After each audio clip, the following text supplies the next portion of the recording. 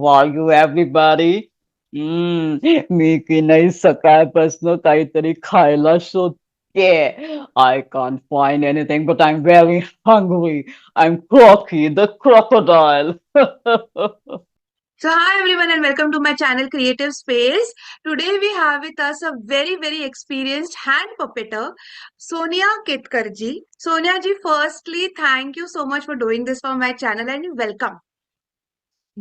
Thank you Neha ji, तुम्ही आज मला इथे बोलवलं. I am really honoured.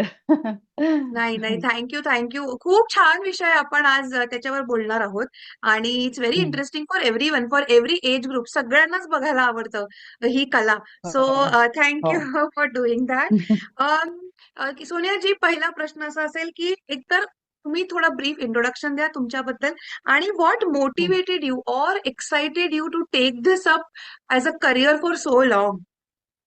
Okay. खूप छान.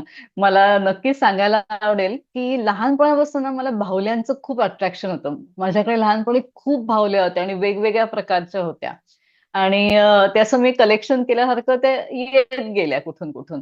म्हणजे मला अजून सांगायला आवडेल, की माझे दोन्ही भाऊ माझ्यापेक्षा थोडे मोठे आहेत वयाने आणि ते अमेरिकेत शिकायला होते. तेव्हा मला असं नेहमी मी त्यांना सांगायची, की माझ्यासाठी ना तुम्ही बोलकी बाहुली घेऊन या. ते म्हणायचे काय आणायचंय? तर बोलकी बाहुली किंवा बाहुली घेऊन या. तर ती माझी हौस ती पुरवली जायची. अजूनही त्यांना ते सगळं माहिती असल्यामुळे अधेमध्ये माझ्याकडे अशा बाहुल्या येत असतात किंवा पपेट्स येत असतात. जसं जसं मी ग्रॅज्युएशन कंप्लीट केलं तसं मला असं मनात होतं की काहीतरी वेगळं करायचंय आपल्याला आयुष्यात. पण ते वेगळं म्हणजे काय हे माहित नव्हतं. मग मी सोशोलॉजीमध्ये BA झाले. मग मी diploma in advertising and public relations केलं सिम्बायोसिस कॉलेजमध्ये. हा, मग मी वर्षभर नोकरी करत होते.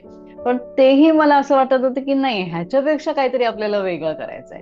मग मला SNDT कॉलेज पुणे इथे diploma in communication media for children हा कोर्स दिसला. आणि तिथे मग पपेट्री हा विषय इंट्रोड्यूस झाला. आमच्या तेव्हाच्या HOD होत्या प्रसन्ना हुल्ली कवी मॅम.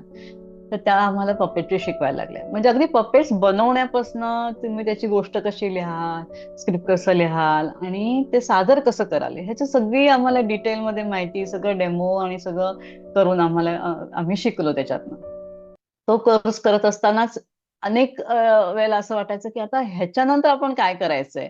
तर आपलं असं काहीतरी वेगळं असावं हे जे मला पहिल्यापासून असं वाटत होतं. तेव्हा कोर्स संपता संपता असं झालं की आपण पपेट्री हे पुढे ज्ञान आपण अजून घेऊन किंवा ह्याच्यावर अजून अभ्यास करून आपण स्वतःचेच पपेट शो करायला काय हरकत आहे. आणि हा विचार आला कारण त्यावेळेला काय होतं ना, हे मी 92 सालची गोष्ट सांगते. त्यावेळेला सगळे मीडिया हाऊसेस किंवा जे काही मीडियाशी रिलेटेड गोष्टी होत्या त्या मुंबईत जास्त घडत होत्या. आणि घरनं अशी मला परवानगी नव्हती बाबा की मुंबईत जाऊन तू जॉब कर किंवा तिथे जाऊन काही शिक, असं नव्हती परवानगी. तर त्यामुळे म्हटलं पुण्यात राहून काय करू शकतो. तर मी आणि माझी मैत्रीण रिझवाना पटेल ही माझी बॅचमेट होती. आम्ही दोघींनी असा विचार केला की आपण करूया सुरू, बघूया काय होतंय ते. म्हणजे काहीतरी चांगलंच होऊ शकतं ना. पहिला शो मला आठवते आम्ही 1 सप्टेंबर 1992 साली वा. गणेश चतुर्थीच्या दिवशी केला. सो अशी सुरुवात झाली ते. आणि ओके. मला आठवते पौर रोडला एक बालरंजन केंद्र किंवा असं ग्राउंड असतं ना, तिथे गणपती उत्सवाचे कार्यक्रम. तर तो पहिल्या दिवशीचा तो आमचा पहिला शो झाला. अरे वा, मस्त मस्त. आणि तिथून ती सुरुवात झालीये तुमची आता हो हो ह्याच्यातच. हो हो ओके हो. Okay okay. लोकांचं अटेन्शन ग्रॅब करण्यासाठी 30 सेकंदात किंवा अगदी पटकन ग्रॅब करायची तुमची काही टेक्निक किंवा काही ट्रिक आहे का? हा, म्हणजे कसं आहे, एक तर पपेट्स खूप अट्रॅक्टिव्ह पाहिजेत. हम्म. हे बाहुली नाट्य आहे ना, त्यामुळे त्या बाहुल्या खूप छान पाहिजे. तुमचं नाट्य म्हणजे स्क्रिप्ट उत्तम पाहिजे आणि आवाज, व्हॉइस मॉड्युलेशन हा माझा फोर्टे आहे. म्हणजे तुमच्या आवाजातनं तुम्हाला ते पपेट जिवंत करायचंय. तुमच्याकडे पपेट आहे हातात, पण त्याला आवाज तुमचा असणार आहे, हालचाली तुम्ही करणार आहात, तर ते तुमचं कसं कॅची असलं पाहिजे. त्यामुळे ते येणारं पपेट एकदम असं लोकांना अट्रॅक्टिव्ह दिसलं पाहिजे. आणि मुलांशी संवाद साधत आम्ही पपेट शो करत राहतो. म्हणजे पहिल्या क्षणापासून मुलांशी संवाद किंवा प्रेक्षकांशी संवाद साधला जातो. त्यामुळे पटकन लोक अट्रॅक्ट होतात किंवा प्रेक्षक बघायला लागतात की आता पपेट शो सुरू होतोय किंवा म्युझिक पण आम्ही देतो आणि हे सगळं लाईव्ह केलं जातं. म्हणजे म्युझिक पण लाईव्ह असतं, गाणी पण लाईव्ह असतात, संवाद पण सगळे लाईव्ह असतात. तर ओके. ह्याचाच एक फॉलोअप प्रश्न विचारते की तुमची टीम आहे हम्म, का हम्म. सादर करताना मागच्या साईडला पपेट घेऊन? हो हो. हो ओके. हो.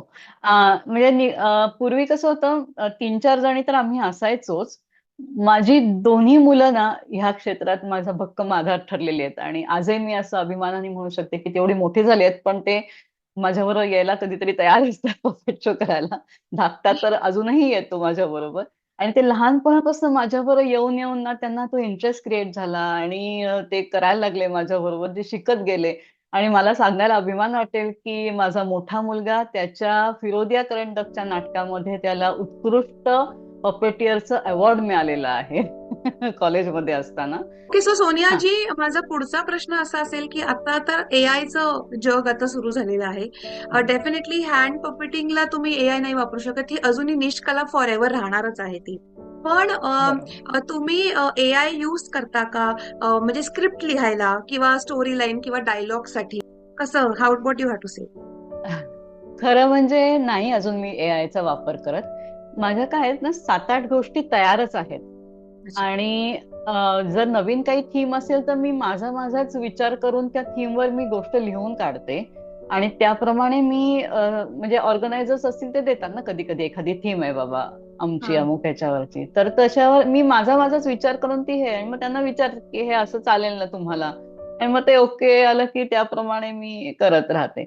मी अजूनही थोडीशी असं जुन्या ह्याच्यात काय जुन्या अ, विचारांची आहे की आपला आपला विचार करून आपली आपली क्रिएटिव्हिटी वापरून ती गोष्ट लिहा, पपेट्स तयार करा, तसं तुम्ही म्युझिक करा. म्हणजे इनफॅक्ट म्युझिक सुद्धा आम्ही लाईव्हच करण्याचा प्रयत्न करत असतो. की जेवढं लाईव्ह देता येईल ना त्याची मजा, त्याची स्पॉन्टेनिटी जी त्या प्रयोगात दिसेल ना ती खूप वेगळी असते असं मला वाटतं. की ती खंजिरी सुद्धा असेल किंवा काही घुंगरू असतील, जे काय ड्रम असेल ते तुम्ही तुमचं वाजवा. असं मी म्हणते की जे मी वापरते तसं. की नाहीच ना हातात आलं तुमच्या ते, तर तुम्ही तोंडाने सुद्धा आवाज काढू शकता आणि ते मी माझ्या स्टुडंट्सला करायला लावते की ते तुम्ही करून बघा की कसं मजा येते त्याच्यात सुद्धा. असतं. तेच म्हणून मला विचारायचं होतं की ह्या ज्या सगळ्या गोष्टी आहे ओल्ड हम्म. स्कूलच चांगल्या वाटतात. ती ऑथेंटिसिटी, ती गंमत हम्म. आणि हम्म. आपण विचार करून केलेल्या गोष्टी, त्याची मजा वेगळी आहे. खरंय. तुम्ही 34 वर्ष पपेट्री करतायत, हँड पपेट्री करतायत. तर आतापर्यंतचा तुमचा बेस्ट परफॉर्मन्स किंवा खूप मस्त केलेला शो असा कुठला आहे?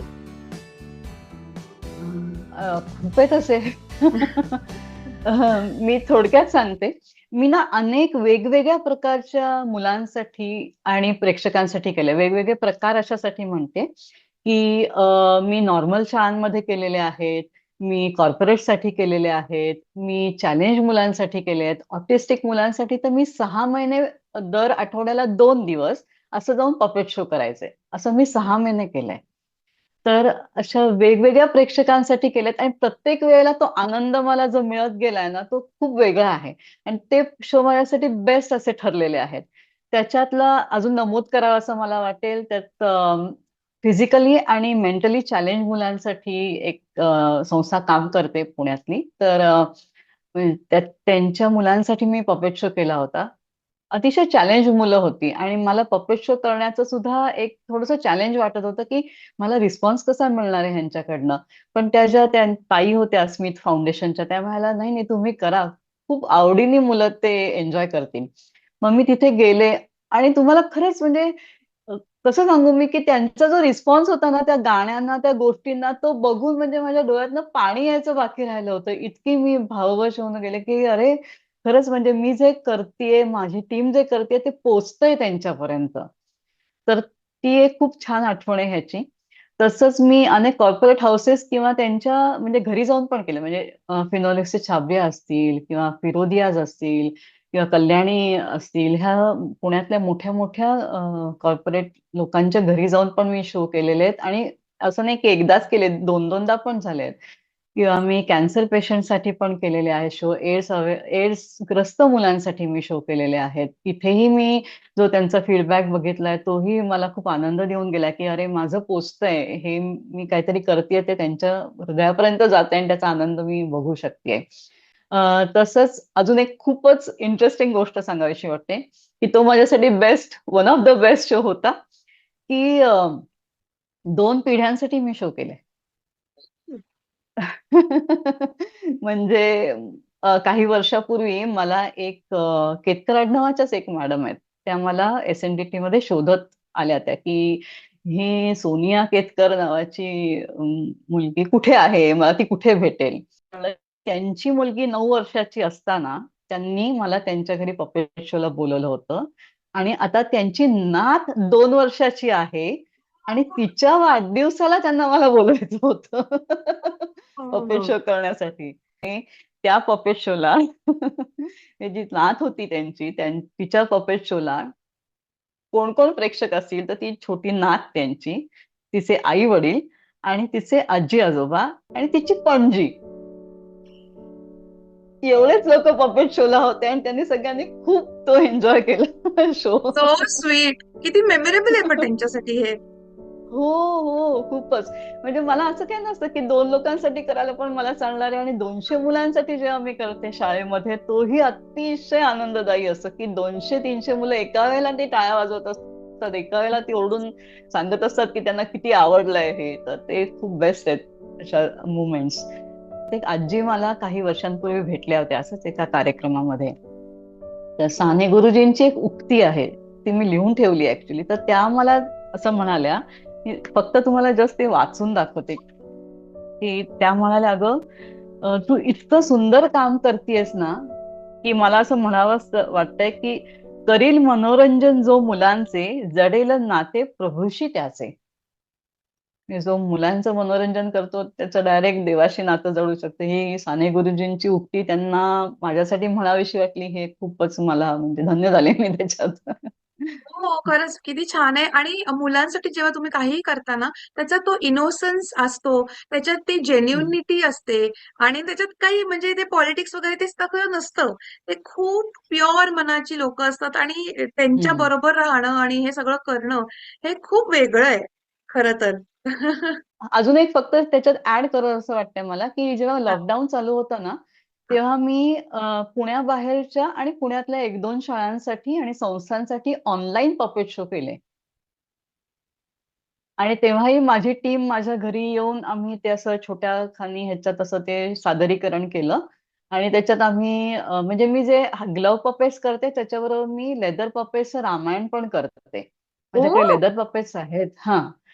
तर त्याचा रामायणाचा शो पण आम्ही पुटअप केला होता ऑनलाईन करताना. तर तोही खूप अप्रिशिएट झाला होता. तर दॅट वॉज ऑल्सो की जवळजवळ 100 एक मुलं जॉईन झालेली होती त्या शोला. आणि ते तिथे घरात त्यांच्या बसून ते बघत होते 100 मुलं की कसं चाललंय हा शो. आणि त्यांनी खूप अप्रिशिएट केला. तर ते खूप छान वॉव! आठवण आहे. What a lovely experience in that. Yes. Okay. मला असं विचारायचं होतं आता की या क्षेत्रामध्ये जर आता कुठली नवीन पिढी यायचं त्यांना इच्छा असेल किंवा जे ऑलरेडी करत असतील, तर एक बिगेस्ट मिस्टेक खूप कॉमन जे तुम्हाला आढळत लोक करतात ते त्यांनी नाही करावं. If you can suggest something for the young people, असं काही आहे का? हा, मी कधीतरी बघत असते आता नवीन काही लोक करतात त्यांचे शोज बघितलेले आहेत मी, किंवा ऑनलाईन पण मला कधीतरी दिसतात. मला ना असं त्यांना म्हणावं असं वाटेल ना की मी मगाशी म्हटलं की लाईव्ह म्युझिक किंवा लाईव्ह ह्याचं ना खूप छान इम्पॅक्ट पडतो. तर नुसतीच पपेट्स 2 वर आणली आहेत तुम्ही आणि मागे बॅकग्राऊंडला एखादं म्युझिक चालू आहे आणि त्याच्यावरती पपेट्स हालचाली करतायत, त्यांचा तुम्ही डान्स दाखवताय, हे फार करू नका.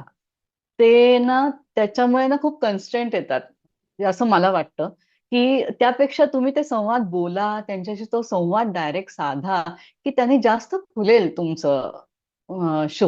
आणि ते करताना ना तो प्रयत्न तुमचा चांगला होण्यासाठी स्वतःने खूप प्रयत्न केले पाहिजेत. आणि मला असं नेहमी वाटतं की तुम्ही जी कला सादर करता त्याच्यावर तुमचं मनापासून प्रेम असतं म्हणून ती सादर करतायत, तर मग त्याच्यात थोडेसे अजून एफर्ट्स घाला. आणि हे खूप वाढण्यासारखं आहे. म्हणजे आज शाळांमध्ये संस्थांमध्ये खूप गरज आहे. हे सगळं म्हणजे ही पर्टिक्युलर कला जी आहे, पपेट्री आहे, बाहुली नाट्य, हे जाण्याची खूप गरज आहे. तर ते जास्तीत जास्त लोकांपर्यंत पोचायला पाहिजे. त्याच्यासाठी नवीन पिढीने खूप प्रयत्न केले पाहिजेत असं मला वाटतं की ते कदाचित कमी पडत असावेत. Okay, okay, okay. आता माझा पुढचा प्रश्न असा असेल की हम्म, एनी टू व्हॉइस मॉड्युलेशन्स जर हम्म. तुम्ही एक्सरसाइजेस म्हणजे व्हॉइस मॉड्युलेशनचे एक्सरसाइजेस आहेत किंवा प्रॅक्टिसेस जे तुम्ही रेग्युलरली फॉलो करता, तुम्ही तुमच्या मुलांना शिकवतात, असं काही लोकांना आपल्याला सांगता येईल का?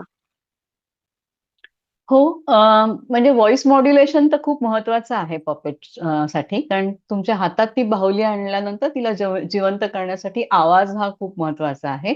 त्याच्यासाठी तुमचा विचार त्याप्रमाणे व्हायला पाहिजे. कुठलं पपेट माझ्या हातात आहे त्याप्रमाणे तुम्ही व्हॉइस मॉड्युलेट केला पाहिजे. त्याच्यासाठी श्वसनाचे एक्सरसाइज करणं गरजेचं आहे असं मला वाटतं. तुम्ही ती प्रॅक्टिस केली पाहिजे. तुमचा आवाज कसा पोचायला पाहिजे. आज 100 मुलं तुमच्या समोर आहेत का, तेव्हा तुमच्याकडे माईक आहे की नाही त्याचा विचार करून हम्म. तुमचा थेटपर्यंत आवाज पोहोचण्यासाठी ती तयारी पाहिजे.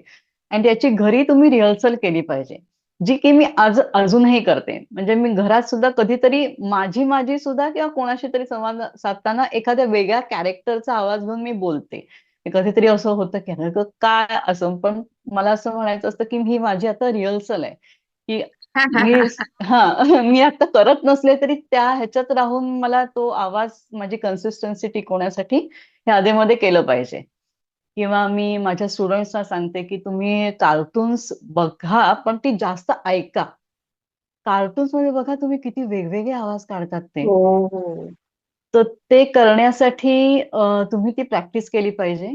तो आवाज काढून बघितला पाहिजे. आणि ती गोष्ट जर 10 मिनिटं चालणार असेल तर ती 10 मिनिटं तुमचा आवाज तसाच राहणार आहे का ह्याच्यासाठी करून बघितलं पाहिजे, जे मी करते म्हणजे. आणि त्यामुळे ती कन्सिस्टन्सी राहते. असे कुठले एक्सरसाइजेस आहेत का की तुम्ही ते करतात फॉर म्हणजे आता व्हॉइस टिकवण्यासाठी? म्हणजे हम्म, नाहीतर मग कसा घोगरा आवाज होतो, हळूहळू वय वाढलं की चेंजेस येतात व्हॉइस मध्ये, पण तुमचा आवाज कसा क्लिअर आहे.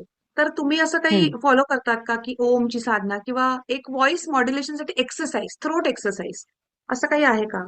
हो, हो, हो. थ्रोट एक्सरसाइज आपण केले पाहिजेत. नंतर घसा आपला सुजू नये किंवा काही त्याला होऊ नये यासाठी गरम पाणी पिणे किंवा साधं पाणी पिणे, म्हणजे आपला वेगवेगळे आवाज काढताना एक आपली ओठांची हालचाल, चेहऱ्याची हालचाल ती कशी होतीये, आणि ते माझं जो आवाज येतो माझ्या पोटातनं येतो आहे तो बघितला जातो. नाहीतर जर काय होतं ना, बरेचदा व्हॉइस मॉड्युलेशन मध्ये जी खूप मोठी चूक होते की इथनं बोलतो आपण, म्हणजे घशातनं जेव्हा बोलतो ना तेव्हा त्याच्यावर खरंच खूप प्रेशर येतं आणि तुम्ही म्हणता तसं आवाज चिरकू शकतो, आवाज घोगरा होऊ शकतो किंवा तुम्हाला त्रास होऊ शकतो.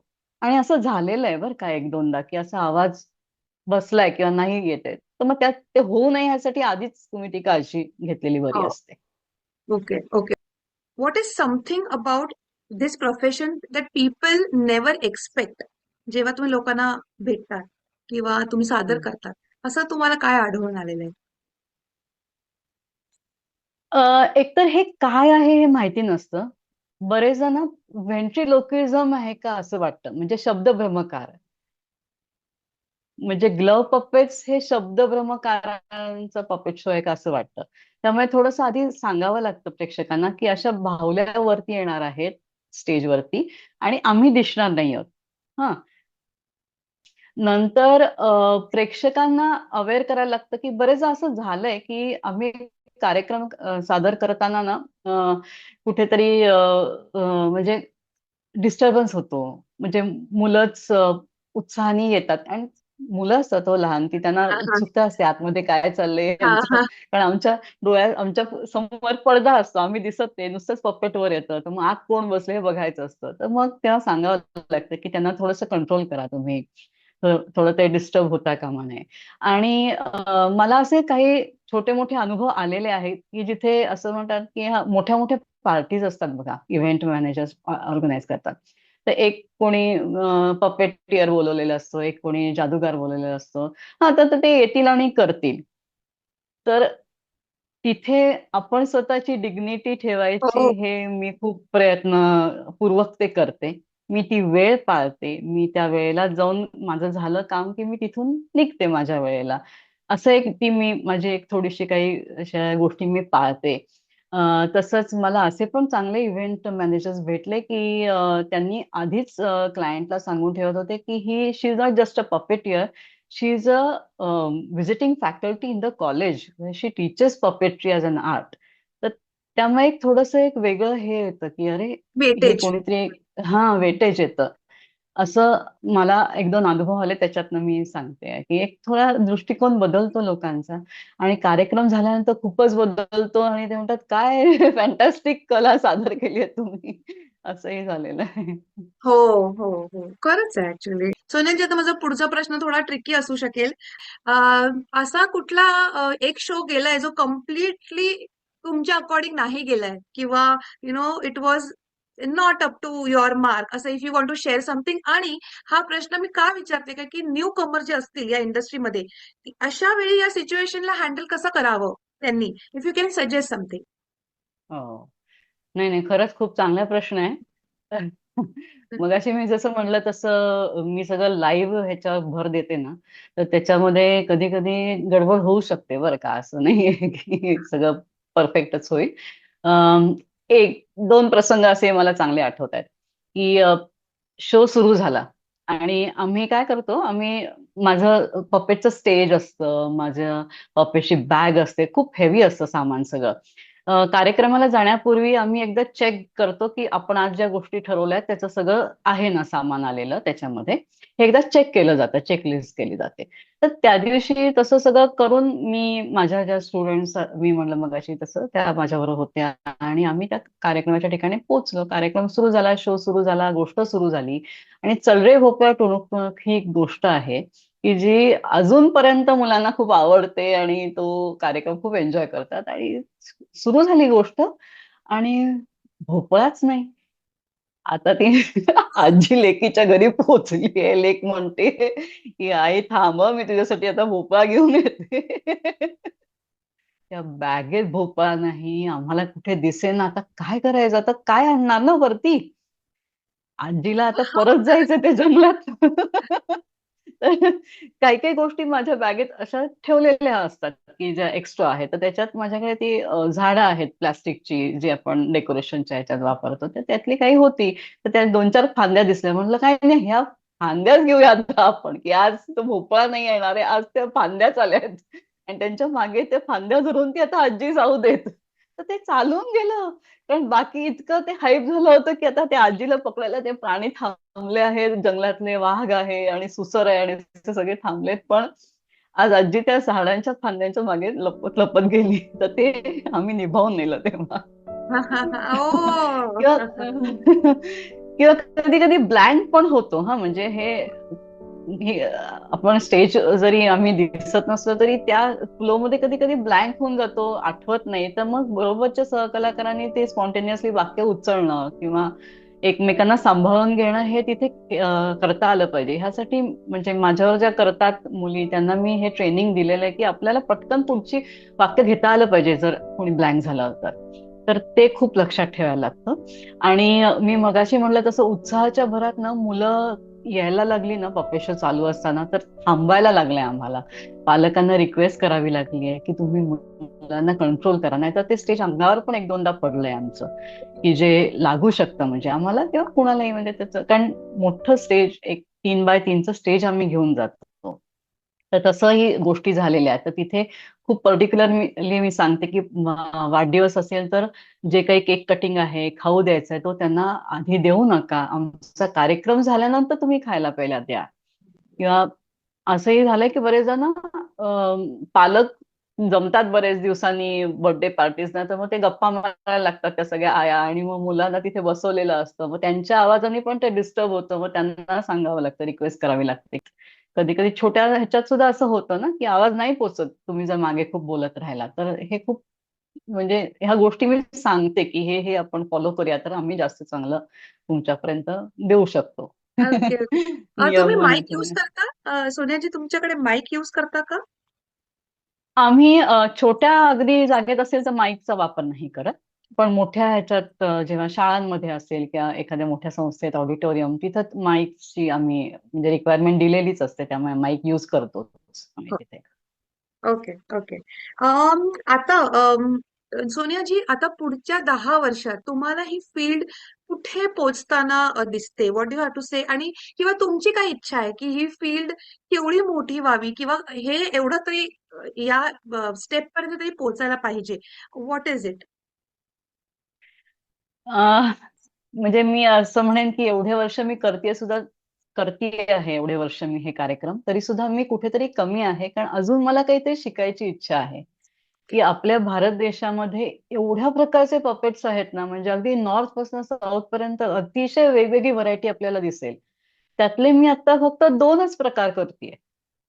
तर माझ्यासाठी मी असं म्हणेन की पुढची 10 वर्ष मला जर चान्स मिळाला तर मला शिकायला आवडेल. बाकीचे पपेट्स मी अजून कसे चांगल्या प्रकारे करू शकेन, त्याचे कार्यक्रम कसे करू शकेन, हे मला शिकायला नक्कीच आवडेल. तसंच मला ही कला आहे ना, ती लोप पावते वगैरे असं नाही वाटत.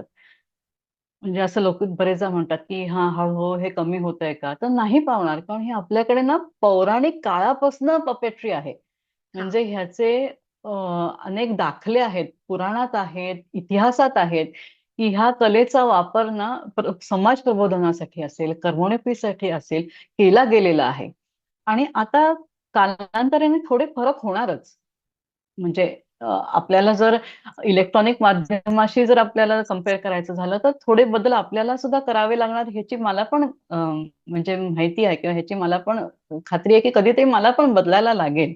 पण ती तयारी मी किंवा पुढच्या येणाऱ्या पपेटियर्सनी ठेवायला पाहिजे, की आपले काळानुरूप बदलून आपल्याला जे समाज प्रबोधन करायचंय किंवा करमणूक करायची आहे, तर ते बदलत बदलत हे पुढे नेलं पाहिजे, आणि हे पुढे जाणार ह्याची मला खात्री आहे. बरोबर आहे. आणि जसं तुम्ही म्हणालात की ही कला एआय किंवा टेक्नॉलॉजी कितपत घेईल हे पण माहिती नाही, बिकॉज ही खूप प्युअर जेन्युइन हँड पपेट्री कला आहे.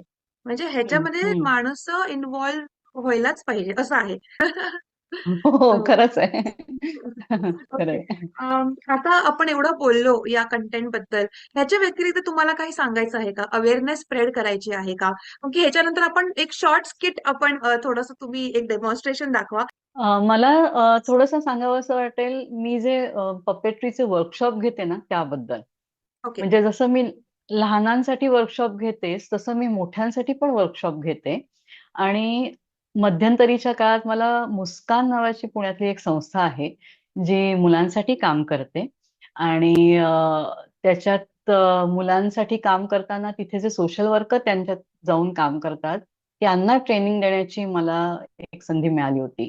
तर ती साधारण यंग जनरेशन सगळी होती, आणि पपेटच्या माध्यमातून मुलांना गुड टच, बॅड टच, किंवा आता जे समाजात चालू आहे त्याचा अवेअरनेस पपेटच्या माध्यमातून कसा देता येईल, ती गोष्ट कशी पोहोचवता येईल, ह्याचं त्यांना मी ट्रेनिंग दिलं. आणि माझ्या माहितीप्रमाणे ते खूपच चांगलं वर्क झालेलं आहे. म्हणजे त्याच्यात ते व्यवस्थित पोचलेलं आहे, म्हणजे माझं शिकवण्यातनं सुद्धा.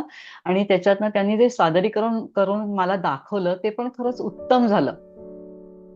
नाटक सिनेमा पाहून आल्यानंतर आपल्या बराच काळ त्या विचारात आपण असतो. तसं हीच कला अशी आहे की जी भिडते तुम्हाला थेटपर्यंत. तर हे केलं पाहिजे, आणि मलाही पुढे करायला आवडेल ह्या गोष्टी. आणि ते खूप गमतीशीर पद्धतीने जेंटली मुलांपर्यंत पोहोचतं. इट्स नॉट रफ, म्हणजे जेंटली तुम्ही तो समजू शकता. सो या, इट्स अ गुड पॉइंट. हो. आता मलाही उत्सुकता आहे आता, सोनियाजी. एक छोटस मला तुमची एकदा पपेट्स दाखवा आणि एक छोटस स्किट विथ व्हॉइस मॉड्युलेशन कसं तुम्ही करता, एक नमुना. चालेल. मी काही पपेट्स तयार ठेवली आहेत. तर मी हा, हा. मगाशी म्हणलं ना की आपण एक छान एक असं ब्राईट पपेट आणि मस्त पपेट घेऊन पहिल्यांदा आलं पाहिजे, की त्यांनी अट्रॅक्ट होतील. तर माझा हा पॅरेट आहे. आणि तो जेव्हा येतो तेव्हा तो छान वेलकम करतो सगळ्या मुलांना, प्रेक्षकांना. तर त्याचं नाव आहे पॅरी. तर आता बघूया पॅरी काय म्हणतोय. हा. Trick trick trick. हॅलो मित्रांनो, कसे आहात? माझं नाव आहे पॅरी द पॅरेट आणि मी आज तुम्हाला भेटून खूप खुश झालोय. Trick trick trick trick trick. तर मित्रांनो, माझे सगळे मित्र इथे उत्सुक आहेत बरं का तुम्हाला भेटायला. ये ग, लाजू नको तू, ये ये लवकर ये. Hello everyone, my name is little lamb. How are you? I'm great. Have you seen my friend Mary anywhere?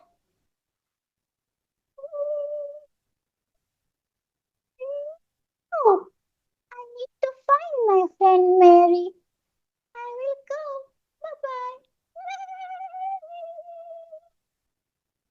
So, friends, did you like my Did you like? That's good. आता बघा कोण येत आहे. आला आला आला. ए हॅलो, मी आहे चंपू आणि मी की नाही माझ्या मैत्रिणीला मिनीला इथे शोधतोय. ए मिनी लवकर ये. मिनी तू कुठे आहेस? मिनी तू लवकर ये, तुला शोधतो आहे. बघ काय रे चंपू, मला तू शोधतोय? अगं बघ ना किती सगळे मित्र जमले तिथे आणि त्यांना आपल्याला भेटायचंय. किती सगळे मित्र जमले. मला खूप मजा येते त्यांना भेटायला. मिनी एक छानसं गाणं म्हण बरं.